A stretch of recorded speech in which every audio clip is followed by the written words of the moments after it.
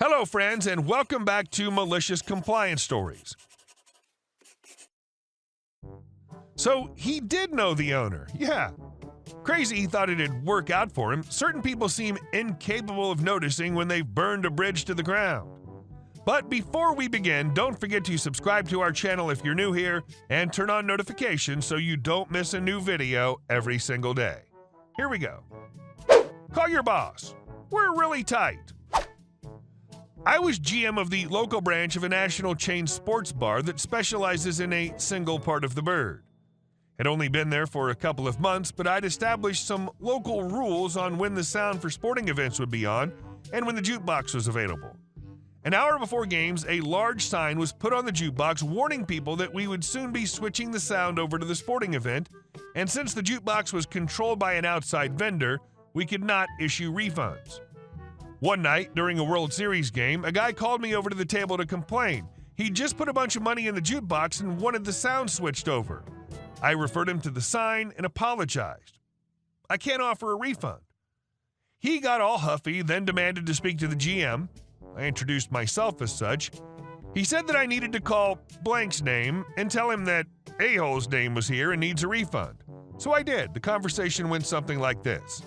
Me. Hi, Regional Director. I have a guest here named A.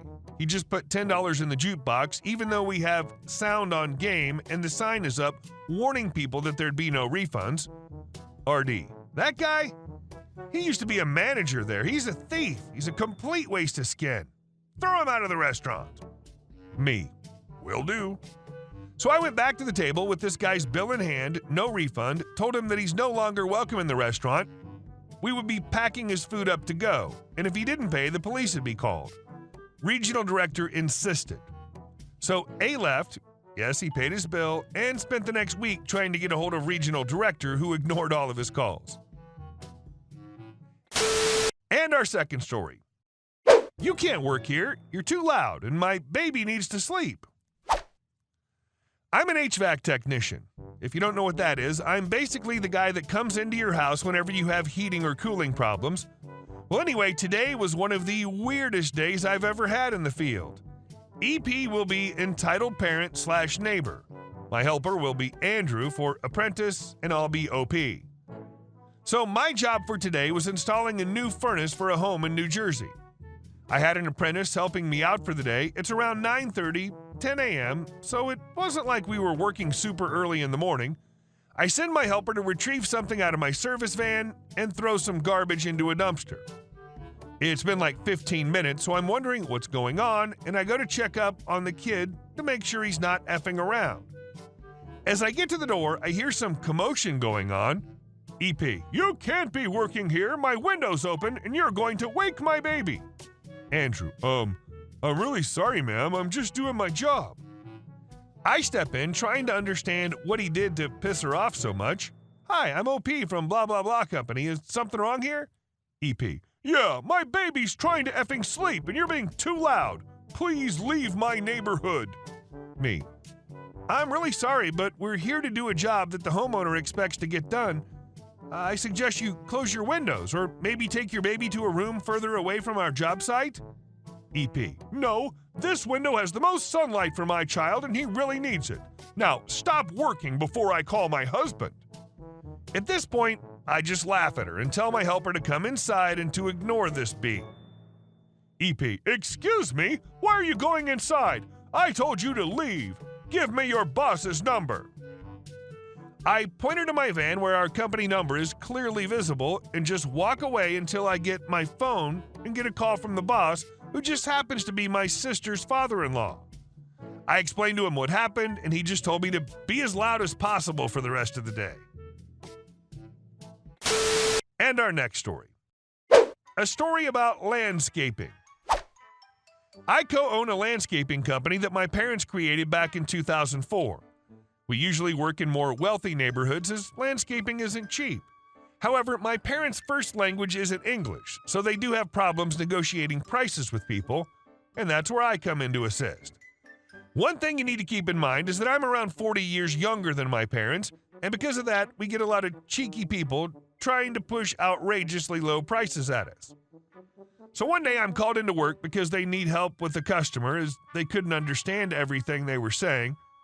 All of this was happening over text so far, and all they talked about so far was for a job requiring a spring cleanup, which includes old mulch, cleaning, trimming of all bushes, and putting in new mulch. I already knew this guy was going to be a pain in the butt as we were friends with multiple other landscaping companies, and they also had problems with this guy because he had a tendency to haggle the price all day and wouldn't do the job if you didn't agree on his price. But as we advertised free quotes for any job, then we had to go and talk to him. When we arrived, we knew this house was going to be a challenge. His beds were all white because the mulch had been there for over 2 to 3 years, which we could barely see. His beds were covered in weeds, which had turned into tiny trees. He had multiple trees slumped over, and all of his bushes were either dead or half brown and green. Before we arrived, we told him what time we'd arrive and asked him to be home, and guess what? He wasn't there. He asked us to wait 10 minutes for him to arrive as he was out with friends, like he'd contacted us 4 days prior to this and couldn't change his plans. But I digress. He didn't arrive in 10 minutes, but rather around 30 minutes. In that time, we already looked around the house and we already knew what we were going to charge him. Our normal spring cleanup is around $500, add $50 to that for every yard of mulch required. His house was roughly estimated around 7 yards of mulch, which is a good amount as 1 yard is a single scoop from a large wheel loader. When we get down to negotiating prices, we tell him that everything will come out to $1,600, which was still being generous as we had to literally do all his beds, straighten out the trees, replace all the bushes. He declined and gives us a counteroffer of $1,100. To put this in perspective, the amount of mulch, dirt, weeds, leaves, and bushes we'd get from his house would cost us around 1/4 of the price he tried to give us. That doesn't even include the bushes and mulch this guy wanted, which we calculated the prices out, and we'd be left with $200 left if we took his price. We declined his counteroffer, and he then refused to do our price and told us we wouldn't be required anymore. Lo and behold, 2 weeks later, he contacts us saying he'd pay $1,600 for the job. We accepted. His jobs had lightened up a bit, so we had time to do it. The entire time we were working on his house, he kept asking us to do small things for him. At first, it was just to re-trim a few plants for him that we messed up a bit on, but then he kept on asking and asking. It came to the point where he asked us to move a tree for him. When we told him that would cost him money, he got all flustered and said he already paid for the job and we should be doing all of his recommendations. When we finished the job, he once again tried to haggle the price with us, even after he already signed the contract he'd negotiated. He tried to give us $1,100 for the job, the price he wanted, and said that should be enough. He kept arguing with us about the price until we threatened him with a lawsuit as he was breaking the contract, and he literally pulled out an extra $500 to add to the $1,100 he already had in his hand. We never did another job with him after that because he was a horrible client. And our last story. Crazy lady harasses innocent shopper for being rude. I was walking around in a large clothing store last week when I saw an act of stupidity so ridiculous I almost wet myself laughing. Big store, lots of cheap clothes that are always in a mess despite half the population of a small town seeming to work there. I was wandering around with my friend who wanted some cheap new t-shirts, so wasn't really paying attention to what was going on. That's when I heard it. A self-entitled screech echoing up from behind a rack of clearances. Curious, I peered around. There was an innocent girl, IG, wearing jeans and a bright red hoodie. Obviously not in the store's uniform, black trousers, skirt, black shirt, name tag. Headphones jammed over her ears and back turned on Crazy Lady, CL. Crazy Lady seemed normal, until you noticed that she had spittle accumulating at the corners of her mouth, was gradually turning a wonderful crimson color, and was shouting at IG while waving around a top that had a hideous zebra combined with leopard pattern on it, as if trying to signal someone from across the store. CL, I want this in my size. IG flinches and shuffles away. Turn around and help me, and take those stupid headphones off when I'm talking to you. IG has hunched her shoulders and is walking rather rapidly away from CL, who's now attracted quite a large crowd of gawkers composed of employees, shoppers, myself, and my friend. CL, getting even more shrill and waving the top around her head like a distress flag. I will have you fired for disrespecting a customer if you keep walking away from me. IG stops by a display of jeans and quickly sorts through the mess to try and find her size, but never gets there because as soon as CL sees that her prey is paused, she pounces, moving faster than I would have thought possible. She leaps across the aisle and makes a lunge for IG's headphones. Yanking them off IG's head, CL lets loose. CL. You worthless piece of retail trash! I've never been so disrespected in my life!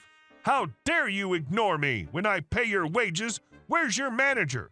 I'll have you fired and I'll make sure you never work in this city again! IG somehow manages to get free from the claw-like grip on her and interrupts CL with some screaming of her own, just in time for a manager, M, to appear to see what the fuss was all about. IG.